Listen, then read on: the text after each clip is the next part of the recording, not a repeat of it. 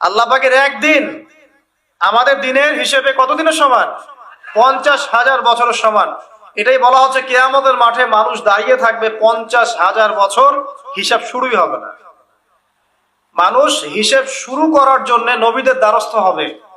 আদম আলাইহিস সালামকে গিয়ে বলবে যে আমরা দাঁড়িয়ে থাকতে থাকতে ক্লান্ত, আল্লাহর কাছে সুপারিশ করেন, অ্যাটলিস্ট আল্লাহ পাক বিচারটা শুরু করুন।